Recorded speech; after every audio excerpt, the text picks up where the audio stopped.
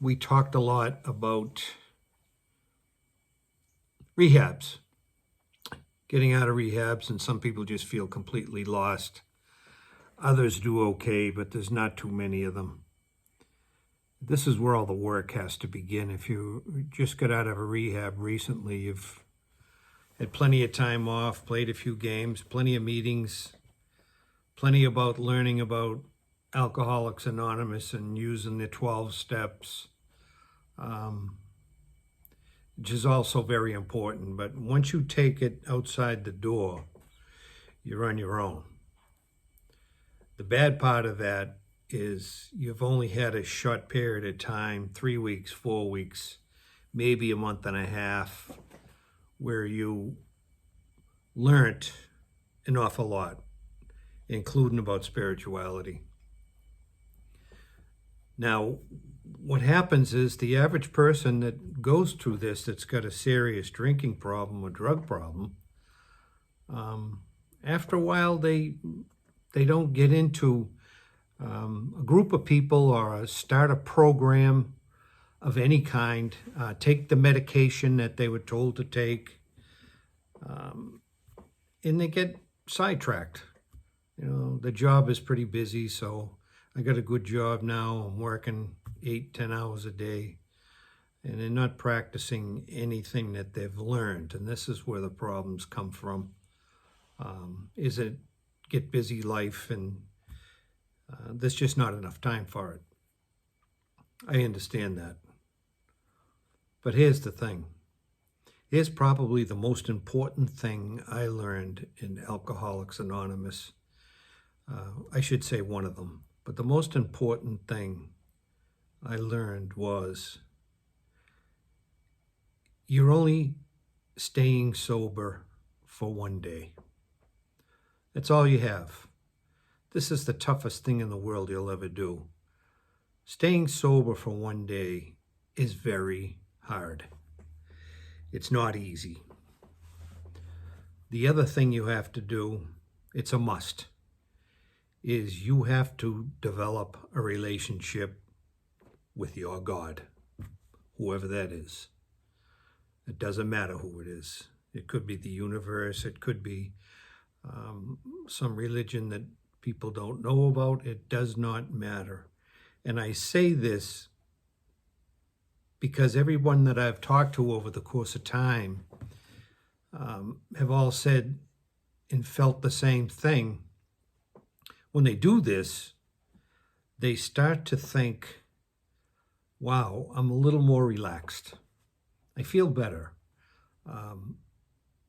It's very difficult to describe. I said it in my last video, but you have to start somewhere, and it's not easy. I mean, I went to AA meetings for years and seen a lot of construction guys, businessmen, that came from all walks of life, and it was all the same thing. It's like, I don't know, I'm okay. As long as I keep coming here. No, you won't be okay. You will not be okay. If you don't have, as Jordan Peterson says, Jordan Peterson described very well in one of his videos that we have to develop this relationship in order to let go. See, our mind runs all the time. And when it runs, it distracts us. So we're living in 3 weeks from now, a month from now, and we're living in this afternoon, all combined. What we have to do is slow that down. That doesn't mean that you slow down. You're slowing your mind down and put it back into where it should be, back into perspective, back into letting God in the door a little bit. I know that word sometimes drives people crazy, but that's the breaks. I didn't like it, and I went to Catholic schools, and that was the saving grace. That was what got me 36 years sober. Now, what happened in the beginning was I tried it. And I was told by a couple of guys, look, at this is all you can do is try this and keep doing it. That's all. Don't try to visualize or hope or think that you're going to go to God right away, or when you die, or if you die. This is very, very simple. In the morning, you get up in your quietness, in your room, in your bathroom, in your living room, anywhere, not in your car. Do it when you're in a quiet place at home. If you got a cat, dog, kids, wife, all that, use your bathroom. Use any place you can.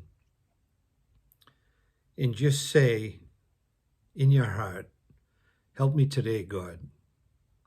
Please help me today. I don't want to pick up a drink. I don't want to take those drugs. I'm going to lose my wife. I'm going to lose my kids, my job, my life, and I'm struggling. That's a real good place to start. And I found something on YouTube, and I said, that's a great way to help people. Don't want to drive to AA meetings just like everybody else does, and we do everything on our phones and our laptops, and I don't need to do that. I think if I could help somebody now and then, I go to a rehab or to a place that's similar to a rehab. It's more of a rustic view of rehab if there's some really bad problems there with drugs and alcohol with kids. And I'll just go there to talk to them. That's it. I just talk to them, and they appreciate it. And they sometimes ask me, why did you come here? I said, well, I got a gift, and I'm going to give it back, hopefully, to somebody. I don't give them my number. Maybe they'll make it, maybe they won't. I don't need to talk to these people. I just need to initially introduce myself to let them know that this works. You feel good when you do that. I would advise, first off, for people trying like hell to get sober, get off the drugs. We have some mean, nasty drugs today. It's as bad as alcohol, in a lot of cases worse. You can get off it. I know people that have. And that's what you have to do. You have to start in the day. You have to find people, a program, talk to your doctor, go to AA. Doesn't mean you have to join in, live there, go to meetings 4 days a week. Maybe you can, maybe you will. I don't know. But in all the years I've been around, in all the different things I've seen, as far as helping people get off booze and drugs, I think I've seen more today than I've ever seen. Before, when I was a kid, young guy, there was just one, and that was Alcoholics Anonymous. And if people knew you were going to AA, they just staved away from you. They were afraid they're going to catch something. So anyways, one day at a time, say prayers, keep it to yourself, don't tell anybody. It's none of their business. This is something you do on your own, in your heart. Just very simple. God, please help me today. Help me to stay away from a drink. Stay away from those drugs. Whatever it is I have to do.